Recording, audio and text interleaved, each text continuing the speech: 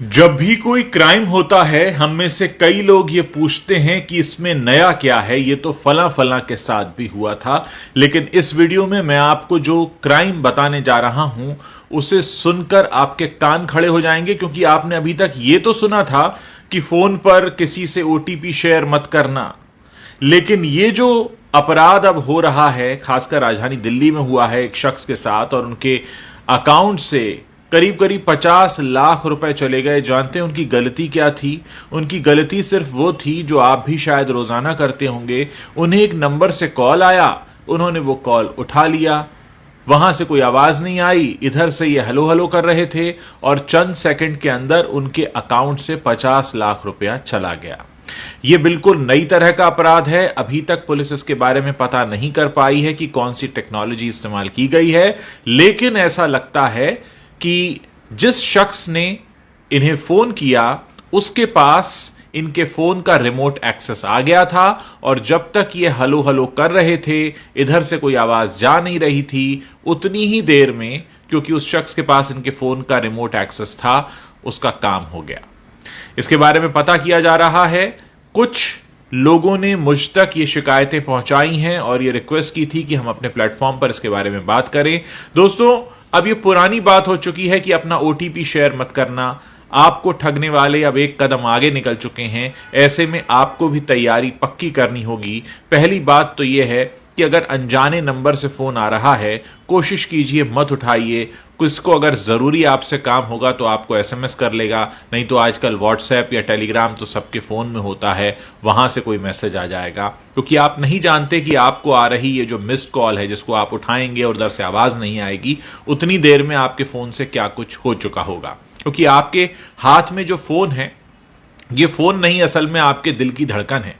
क्योंकि आपका bank account से लेकर आप किससे मिलते हैं, कहां जाते हैं, कहां खाते हैं, क्या खरीदते हैं, क्या पहनते ओढ़ते हैं, किससे क्या बातें चल रही हैं, सब कुछ इस फोन को पता है। और सोचिए किसी ने अगर इसका रिमोट एक्सेस ले लिया तो वो आपके साथ क्या क्या कर सकता है। और बहुत सारे लोग तो आजकल पेटीएम और गूगल पे वगैरह जो ई वॉलेट्स हैं उनको भी यूज करते हैं। आप सोचिए कि उन तक भी एक्सेस हो सकता है उस व्यक्ति का। ये बिल्कुल नई तरह का अपराध है, इसके बारे में बात होनी चाहिए। ये जो फोन जिसे हम अपने हाथ में लिए घूमते हैं, जिससे ऐसा लगता था कुछ समय पहले तक कि हम फोन रखते हैं, अब ऐसा लगने लगा है कि फोन ने हमें रखा हुआ है, क्योंकि इसके बिना हम रह नहीं सकते। ये जहां चार्जिंग पे लगता है, हम भी उसके आसपास मंडरा रहे होते हैं, क्योंकि इसके पास हमारी वो जानकारी है जो शायद कई बार हमारे लाइफ पार्टनर और हमारे माता पिता को भी नहीं होती। उतना कुछ जानता है ये फोन। और सोचिए इसकी एक्सेस अगर किसी और को लग गई तो क्या होगा। इस समय, पिछले कुछ समय के दौरान बहुत तेजी से साइबर अटैक्स के मामले बढ़े हैं।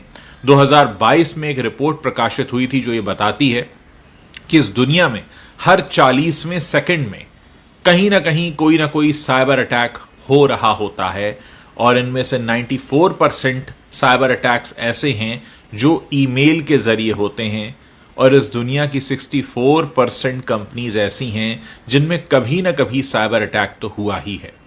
पिछले दिनों राजधानी दिल्ली के एम्स हॉस्पिटल के सर्वर पर भी अटैक हुआ था, जहां से बहुत सारे वीवीआईपीज का डेटा चोरी हो गया था, जिसकी तादाद करीब 4 करोड़ के आसपास बताई जाती है। यानी इस तरह के अटैक्स जो हो रहे हैं वो कहीं ना कहीं हमें अंदर से खोखला कर रहे हैं। हमें उनके लिए तैयार भी होना होगा। हमारी जो सुरक्षा और जांच एजेंसीज हैं उनको खुद भी स्मार्ट बनना होगा, उनसे ज्यादा स्मार्ट जो कि किसी गांव या कहीं पर बैठकर इस क्राइम को करते हैं। नेटफ्लिक्स पर जामतारा हमने देखा था, उस वक्त हमको पता चला कि किस तरह से इस तरह के अपराध को अंजाम दिया जाता है। ऐसे में जरूरत इस बात की है कि इसके बारे में बात हो, क्योंकि जब तक बात नहीं होगी, हम सचेत नहीं होंगे। इस वीडियो को ज्यादा से ज्यादा लोगों तक पहुंचाइए, उनको बताइए कि आपके फोन पर आ रही मिस कॉल भी आपका खाता खाली कर सकती है।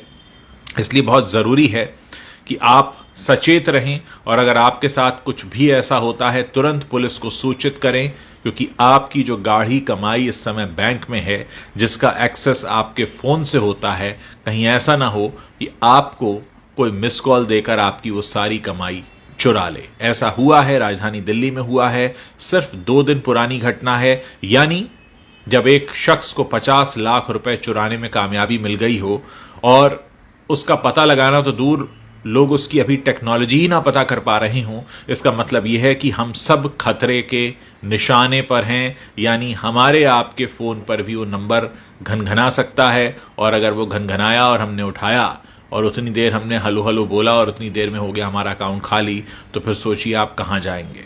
पुलिस एक कोशिश कर सकती है, लेकिन तब तक आपकी गाढ़ी कमाई जा चुकी होगी। इसलिए सचेत रहिए, इस वीडियो के बारे में बात करिए, लोगों को बताइए। अभी तो हमें पहला काम यह करना है कि लोगों को बताना है ऐसा हो रहा है। बहुत सारे लोग इस बात को नहीं जानते हैं, और मेरा जो प्लेटफॉर्म है इसका इस्तेमाल मैं इसलिए करना चाहता हूं ताकि ज़्यादा से ज़्यादा लोगों तक ये बात पहुंचाऊं।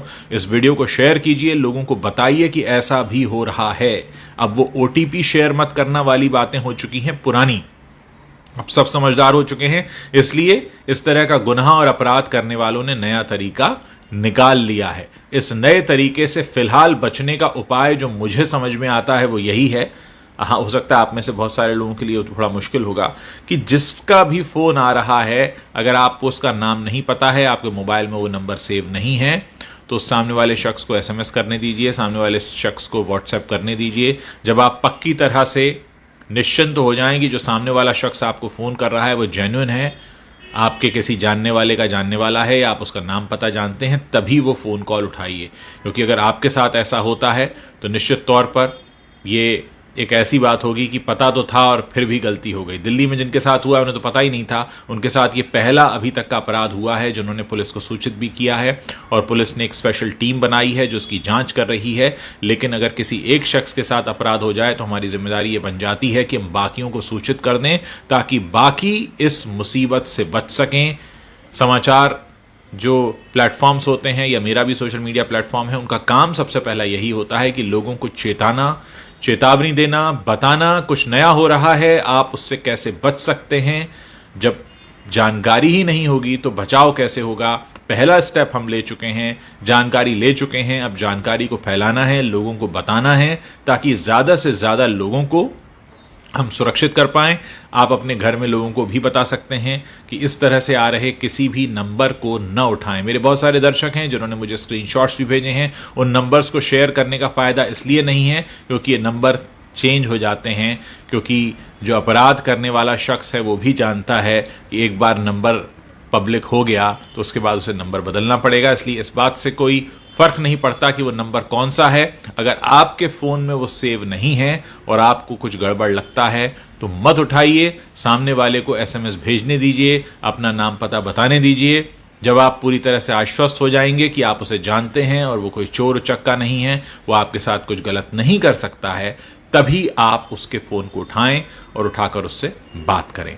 उम्मीद है बात आपको समझ में आई होगी और आप जल्दी से जल्दी और ज़्यादा से ज़्यादा संख्या में इस वीडियो को शेयर करेंगे, ज़्यादा से ज़्यादा लोगों तक पहुंचाएंगे ताकि हम सबको बचा सकें।